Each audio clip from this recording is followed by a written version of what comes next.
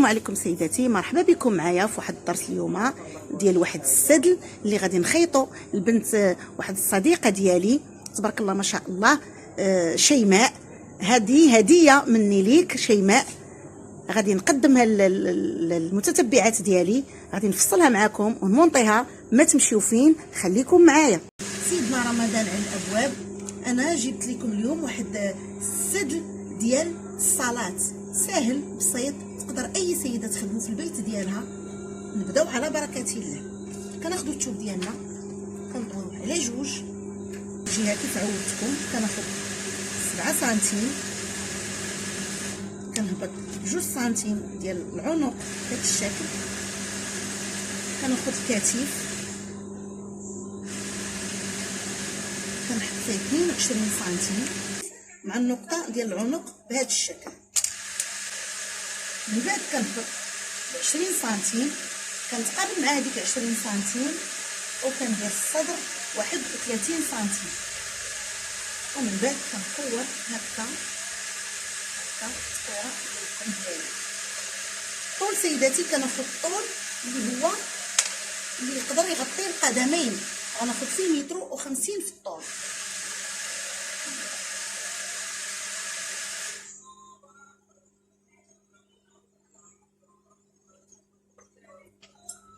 من بعد سيداتي كنقطع السدل ديالي على هذا الشكل. كنذكر سيداتي انني هنا ما غندير حتى شي تفاصيل ديال الافازي لانه خاص بالصاله. كنقطع هذا العرض كامل جهه وحده وكندير ليها الكول، كندير كول في سيداتي، كندير 12 سنتيم وكنسطر بالمسطره ديالي هكا من هاد 12 سنتيم حتى النقطه ديال الكتف بهذا الشكل. كنقطع هاد السدل هكا، من بعد كنعبر الدوره ديال التركيز 31 سنتيم. كناخذ الثوب اللي تبقى ليا وكنخرج منه الكمام بهذا الشكل. كنذكر سيداتي ان هاد الثوب ما فيهش العرض، فيه غير 1.10 متر، ولكن فيه الطول، بحيث ان الكمام غادي يجوني فيهم واحد القطعه هنا، انا غادي نخدمها معكم ما غتجيش باينه، غتجي اللور. كنطوي الثوب بهذا الشكل، هو راه ما واصلش على 4، يعني هاد البلاصه هادي غنزيد فيها واحد الطرف ديال الثوب. كنهبط من هنا 12 سنتيم، كنشد من هاد القنت هذا كيف عودتكم وكنمشي تقابلت مع هذيك 12 سنتيم، كنخدم 31 سنتيم اللي لقيت في التركيز وكنقور بهذا الشكل حتى لهاد النقطه. من بعد كنعبر لكم بنفس الشيء. الكم سيداتي كنديروه طويل باش كيدرق الكمام، غنديرو فيه 62 سنتيم، واسفل الكم غادي ندير له لاستيك، يعني غادي يكون عريض، غادي نخلي في اسفل الكم 20 سنتيم او 18 سنتيم كافي.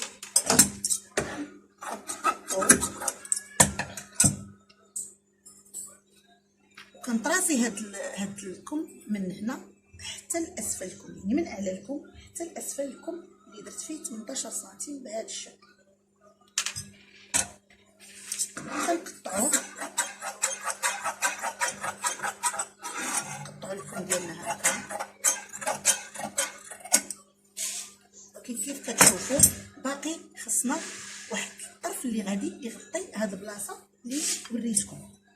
غادي ناخذ من هاد التيشيرت ليا،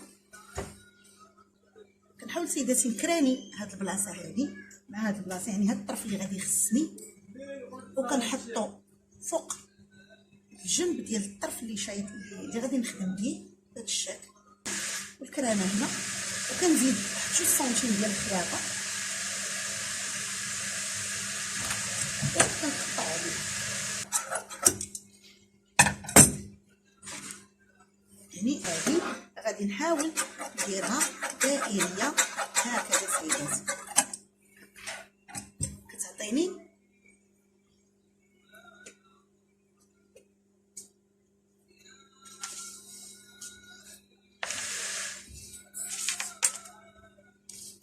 يعني الطول ديال هاد الجهه فيها 55 سنتيم على جوج، ولكن الجهه ديال العرض ديال الثوب فيه 65 سنتيم، يعني هاد الجهه الدائريه هي اللي غتجي من الخلف.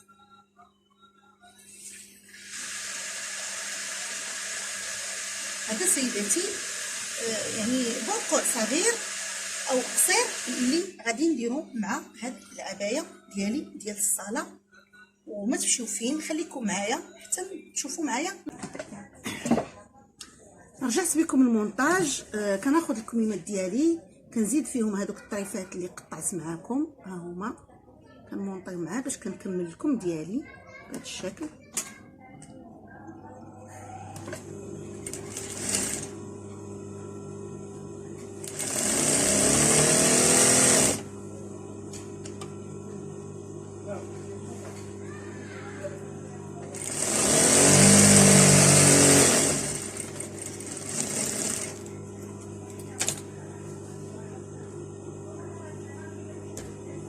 وبنفس الطريقه كنخدم لكم الاخر حتى هو كنزيد فيه هذاك الطرف بهذا الشكل.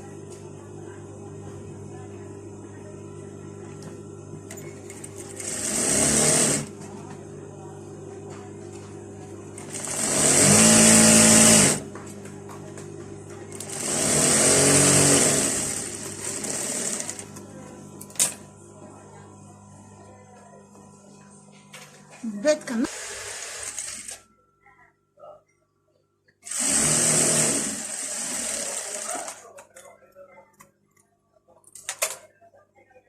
من بعد كنسد هاد كنكلاصي هاد السجفه ديال الخلف هكا.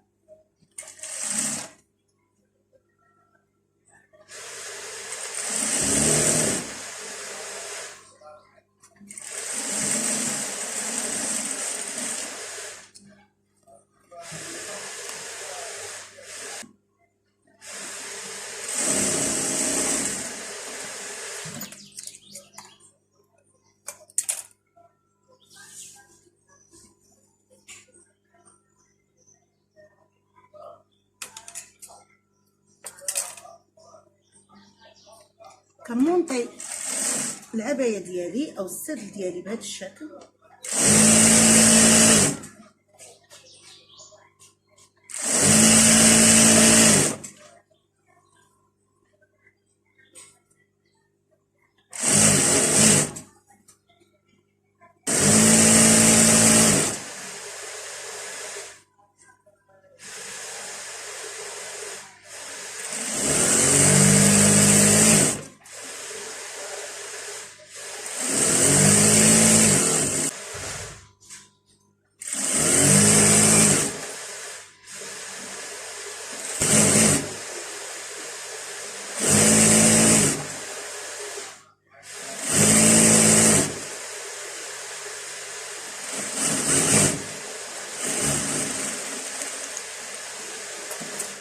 واحد كنثبتهم بحال هكا على جوج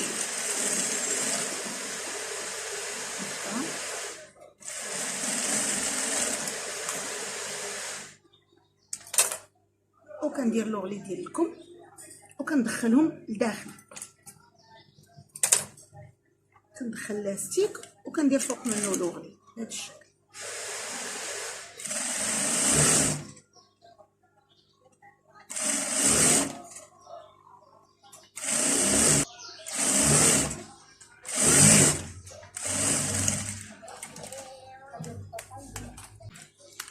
وهادو هما الكميمات اللي حصلت عليهم، ها هما مسيرين الاستيكي. ندوز دابا نخدم معكم غطاء ديال الراس. غادي نخلي 30 سنتيم في الفتحه ديال الراس وغادي نسد. غادي ندير لوغلي بهذه الفتحه ديال الراس بهذا الشكل.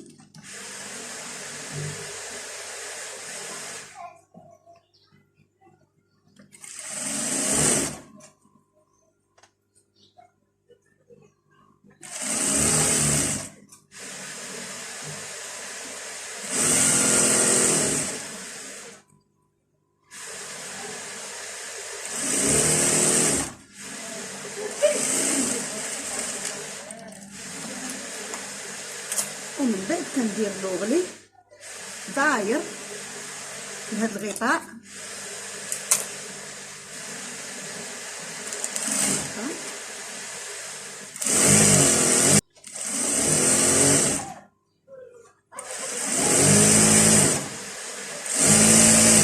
هو تحصلت على غطاء للرأس على هذا الشكل. غادي نروباسيهم وندوز نشوف معكم في الماكان الشكل النهائي ان شاء الله بحول الله. وهذا هو الشكل النهائي سيداتي للسدل ديالي. الى عجبك الفيديو قبل ما تخرجي ما تنسيش تابوني معايا، والى فيديو قادم ان شاء الله بحول الله.